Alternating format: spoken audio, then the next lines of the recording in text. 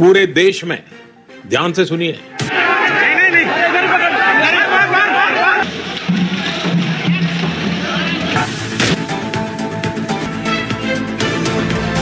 जी हाँ दोस्तों, बिल्कुल सही सुना आपने। कोरोना की दूसरी लहर ने देश में मचा दिया है कहर, क्योंकि देश भर में कोरोना के मरीजों की संख्या रोजाना नए रिकॉर्ड बना रही है। आज देश में पहली बार कोरोना से एक दिन में मरने वालों की संख्या 2500 के पार पहुंच गई है। इसी बीच भारत सरकार और स्टेट गवर्नमेंट ने मिलकर कई राज्यों, शहरों और अलग अलग जगहों पर लॉकडाउन, धारा 144 और नाइट कर्फ्यू का ऐलान किया।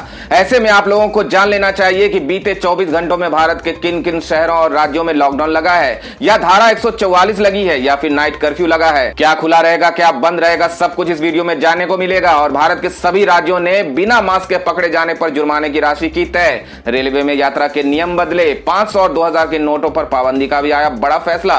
इसी को देखते हुए आज हमारे देश के प्रधानमंत्री नरेंद्र मोदी जी ने लाइव आकर देशवासियों को किया संबोधित, कोरोना की स्थिति की समीक्षा की और संक्रमणों को रोकने के लिए राज्यों को सलाह भी दी और ज्यादा संक्रमण वाले स्थानों पर लॉकडाउन लगाने का भी आदेश दिया। इसके साथ ही देश में होंगे बड़े बदलाव, लागू होने जा रहे 15 बड़े नियम, साथ ही इन 8 चीजों पर लगाई पाबंदी। लोगों को लगा बड़ा झटका। भारत में कब लगेगा संपूर्ण लॉकडाउन, गृह मंत्री अमित शाह ने दिया स्पष्टीकरण। कंगना के ट्वीट पर फिर मच गया हंगामा, बताया ऑक्सीजन की कमी हो तो गाय के मुंह से मुंह लगाकर सांस लें। यूपी के इस जिले में ₹1 में रिफिल हो रहा है ऑक्सीजन सिलेंडर। कोरोना मरीजों के लिए बड़ी राहत। आरबीआई की गाइडलाइन का पालन नहीं कर रहे थे 2 बैंक। अब भारत में कारोबार पर लगा प्रतिबंध। कोरोना के कहर के बीच बदला बैंकों का समय, मात्र 4 घंटे होगा काम। इसके अलावा मोदी जी ने क्या अहम फैसले लिए, सब कुछ इस वीडियो में जानने को मिलेगा। इसके अलावा गरीब महिलाओं, किसानों, मजदूरों, छात्र छात्राओं और आम नागरिकों के लिए भी इस वीडियो में बड़े काम की और फायदे की खबरें हैं। तो नमस्कार, जय हिंद, वंदे मातरम भाइयों बहनों, स्वागत है आपका भारत के सबसे बड़े सरकारी न्यूज चैनल पर। तो दोस्तों, टुडे ब्रेकिंग न्यूज के साथ में देश और राज्य की 10 बड़ी ताजा खबरों को लेकर इस वीडियो में हम आपके सामने हाजिर हो चुके हैं। तो दोस्तों, सारी खबरें सिलेक्टेड और आप लोगों के काम की खबरें हैं, इसलिए भाइयों और बहनों, आप वीडियो को शुरू से लेकर लास्ट तक पूरा लगातार देखते रहिएगा। तो बढ़ते हैं आज की पहली बड़ी खबर की ओर। कोरोना वायरस के संक्रमण के मामलों में दिनों दिन तेजी से बढ़ोतरी हो रही है। देश में एक दिन के अंदर अब 3 लाख से ज्यादा कोरोना मरीज रोज मिल रहे हैं। ऐसी स्थिति में कोविड अस्पतालों में मरीजों के लिए बेड, ऑक्सीजन, वेंटिलेटर्स और दवाओं की किल्लत मच गई है। कई राज्यों की सरकारें कोविड वैक्सीन की कमी की शिकायत भी कर रही है। ऐसे में प्रधानमंत्री नरेंद्र मोदी कल मुख्यमंत्रियों के साथ मीटिंग की। वीडियो कॉन्फ्रेंसिंग के जरिए मुख्यमंत्रियों के साथ बैठक में प्रधानमंत्री ने कहा, केंद्र सरकार ऑक्सीजन टैंकरों को रास्तों में कम समय लगे, इसके लिए सभी विकल्पों पर काम कर रही है। ऑक्सीजन की आपूर्ति समय से हो सके, इसके लिए वायुसेना की तैनाती की गई है। रेलवे और वायुसेना को ऑक्सीजन की आपूर्ति को सुचारू करने के लिए लगाया गया है, ताकि जरूरतमंद तक समय से ऑक्सीजन पहुंच सके। पीएम ने राज्यों से आवश्यक दवाओं और इंजेक्शन की कालाबाजारियों को रोकने के लिए कहा। उन्होंने कहा कि हमें इस समय दवाओं की कालाबाजारी कर रहे लोगों पर सख्ती की जरूरत है। प्रधानमंत्री ने कहा कि कोरोना तेजी से बढ़ा है और हमें इस पर काबू के लिए सभी कदम उठाने होंगे। हमें मिलकर काम करना होगा। यदि हम एक साथ काम करते हैं तो हमें इससे निपटने में आसानी होगी। दिल्ली में कोरोना के यूके स्ट्रेन ने मचा रखी है तबाही। डेटा से हुआ बड़ा खुलासा। कोरोना महामारी के चलते देश की राजधानी दिल्ली का बहुत बुरा हाल है। यहाँ कोरोना के मरीज इतनी बड़ी संख्या में आ रहे हैं कि लोगों को अस्पताल में जगह नहीं मिल पा रही है। इसी बीच एक सर्वे से पता चला है कि दिल्ली में तेजी से फैले कोरोना वायरस के पीछे यूके स्ट्रेन का हाथ है। National centre for disease control द्वारा जारी किए गए डेटा में कहा गया कि दिल्ली में यूके स्ट्रेन के 400 से अधिक मामले और भारतीय डबल म्यूटेंट के 76 मामले दिल्ली में पाए गए हैं। देश को ऑक्सीजन संकट से उबारेगी रेलवे और एयरफोर्स। टैंकरों से फुल पहली ट्रेन आज पहुंचेगी मुंबई। देश में कोरोना वायरस की बढ़ोतरी के बीच सबसे ज्यादा कमी मेडिकल ऑक्सीजन की हो रही है। इस बीच देश में ऑक्सीजन के ट्रांसपोर्टेशन को लेकर भी बड़ी दिक्कत हो रही है।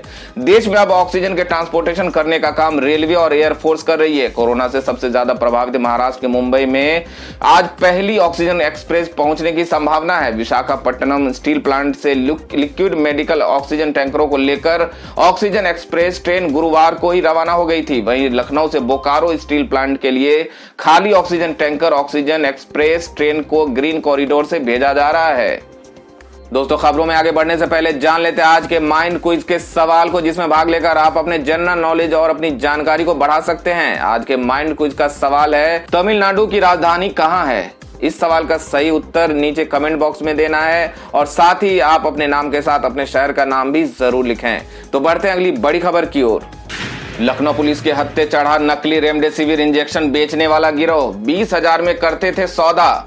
बता दें कि उत्तर प्रदेश में कोरोना का संक्रमण बढ़ता जा रहा है। राजधानी लखनऊ में हालात बेकाबू हो चुके हैं। संकट के इस दौर में भी लोग ऑक्सीजन और अन्य जरूरी दवाइयों की कालाबाजारी करने से बाज नहीं आ रहे हैं।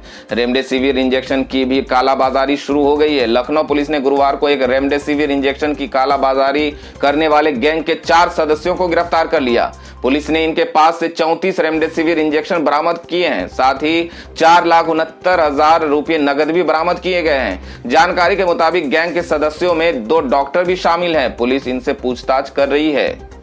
कोरोना से लड़ाई में भारत की मदद करना चाहता है चीन, कहा हर तरह से करेंगे सहायता। बता दें कि कोरोना काबू हुई दूसरी लहर से निपटने के लिए चीन ने भारत को मदद की पेशकश की है। शुक्रवार को चीन ने कहा कि कोरोना वायरस के खिलाफ भारत को मदद की पेशकश करने के एक दिन बाद कोरोना वायरस मामलों में वृद्धि से निपटने के लिए सहायता भेजने को लेकर भारत सरकार के साथ बातचीत कर रहा है। गौरतलब है कि भारत में शुक्रवार को लगातार दूसरे दिन कोविड के सर्वाधिक नए मामले सामने आए हैं। महामारी से होने वाली मौत में भी सर्वाधिक उछाल दर्ज किया गया है।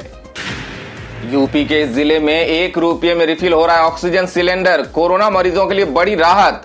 बता दें कोरोना महामारी के दौर में ऑक्सीजन की किल्लत और इसके अभाव में हो रही लोगों की मौतों के बीच यूपी के हमीरपुर से राहत देने वाली खबर सामने आई है, जहां एक और तमाम कोशिश और हजारों रुपए खर्च करने के बाद भी लोगों को ऑक्सीजन नहीं मिल पा रहा है। वहीं हमीरपुर में महज 1 रुपये में ऑक्सीजन उपलब्ध है। फैक्ट्री प्रबंधन सरकारी अस्पतालों के साथ में प्राइवेट अस्पतालों को भी 1 रुपये में ऑक्सीजन रिफिल करेगा। इसके साथ ही अगर किसी व्यक्ति को अपने मरीज के लिए ऑक्सीजन की जरूरत है तो उसे भी फैक्ट्री की तरफ से ऑक्सीजन उपलब्ध करवाई जाएगी। फैक्ट्री प्रबंधन की ओर से उठाए गए इस कदम की लोग जमकर तारीफ कर रहे हैं। तो इस मुश्किल घड़ी में इस तरह के काम मानवता के लिए एक बड़ा उदाहरण है। आप क्या सोचते हैं इस बारे में? 2 शब्द हमें कमेंट करके जरूर बताएं। तो बढ़ते हैं अगली बड़ी खबर की ओर। कोरोना के कहर के बीच बदला बैंकों का समय, मात्र 4 घंटे होगा काम। बता दें कि देश में कोरोना की दूसरी लहर आफत बनकर बरसी है। कोरोना के कारण देश में अफरा तफरी मची हुई है। कोरोना से संक्रमित होने वाले लोगों की संख्या रोजाना 3 लाख को पार कर गया है। कई राज्यों में नाइट कर्फ्यू और मिनी लॉकडाउन लगा दिया गया है। ऐसे में बैंकों ने भी अपने कामकाज के समय में बदलाव किया है। अपने कर्मचारियों को संक्रमण से सुरक्षित रखने के लिए बैंकों ने कामकाज के घंटों को कम कर दिया है। ये बदलाव बैंक के ग्राहकों के लिए किया गया है। आप अपने बैंकिंग संबंधी काम के लिए सुबह के 10 बजे से 2 बजे तक बैंक शाखा जा सकते हैं।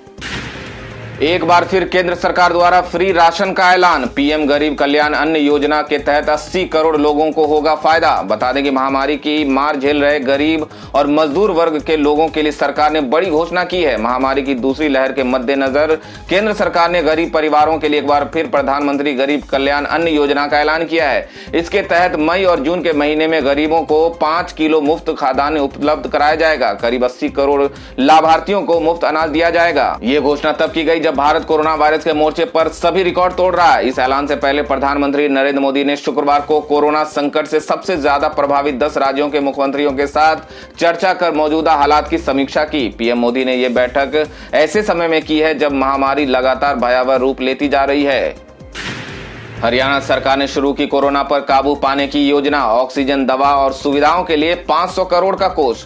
बता दें कि हरियाणा सरकार ने प्रदेश में कोरोना के मरीजों को दवाइयां, ऑक्सीजन एवं अन्य चिकित्सा सुविधाओं की आपूर्ति कराने हेतु एक योजना शुरू की है, जिसे हरियाणा कोविड आपातकालीन ऋण योजना नाम दिया गया है। इसके तहत सरकार ने 500 करोड़ रुपए का कोष स्थापित किया है। सरकार की ओर से बताया गया है कि कोरोना पीड़ितों के लिए दवाइयां, ऑक्सीजन एवं अन्य चिकित्सा सुविधाओं की आपूर्ति करवाने वाले नए एवं पुराने उद्यमियों के लिए ये योजना है।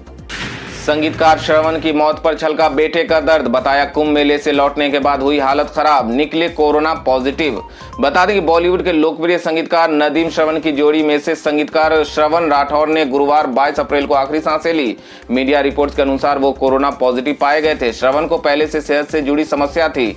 कोरोना वायरस संक्रमण के बाद उनकी हालत और अधिक गंभीर हो गई, जिसके बाद उन्हें अस्पताल में भर्ती कराया गया था। श्रवण के परिवार का भी कोरोना का कहर अभी छाया हुआ है। श्रवण राठौर के बेटे संजीव ने एक चैनल से बातचीत में बताया कि कुंभ मेले से लौटकर आने के बाद उनकी तबीयत अधिक खराब हो गई थी। एक न्यूज चैनल से बातचीत में उन्होंने कहा कि मेरे पापा हरिद्वार कुंभ मेले में दर्शन करने गए थे। फेमस बॉलीवुड एक्टर अमित मिस्त्री का निधन, फिल्म इंडस्ट्री में शोक की लहर। बता दें कि हाल ही में नसीरुद्दीन शाह की वेब सीरीज बंदिश बैंडिट से एक्टर अमित मिस्त्री ने खासा तारीफ बटोरी थी, लेकिन अब वो इस दुनिया में नहीं रहे।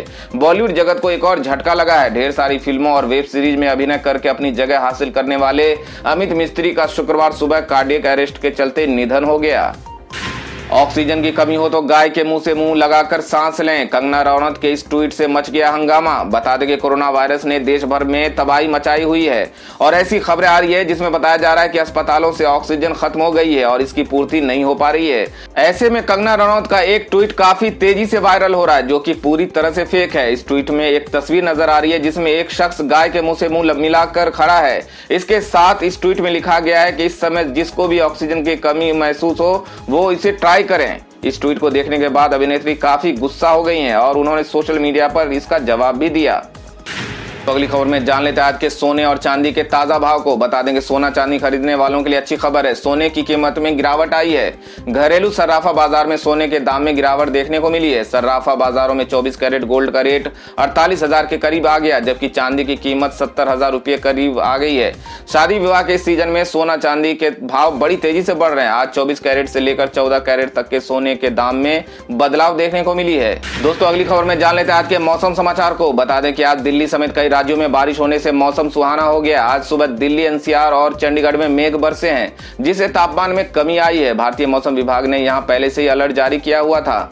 विभाग ने कहा कि अगले कुछ घंटों में पंजाब, हरियाणा, यूपी, उत्तराखंड में भी बारिश होने की पूरी संभावना है। तो वहीं दिल्ली में आंधी पानी का दौर कल तक जारी रहने वाला है। राजस्थान, गुजरात और एमपी में धूल भरी आंधी चलने की संभावना है। तो वहीं यहां पारा 45 पार भी जा सकता है। विभाग ने कहा कि अप्रैल के आखिरी सप्ताह में गर्मी चरम स्तर पर होगी। लोगों को लू का भी सामना करना पड़ेगा। गर्मी से सबसे ज्यादा प्रभावित राजस्थान, गुजरात और ओडिशा रहेंगे।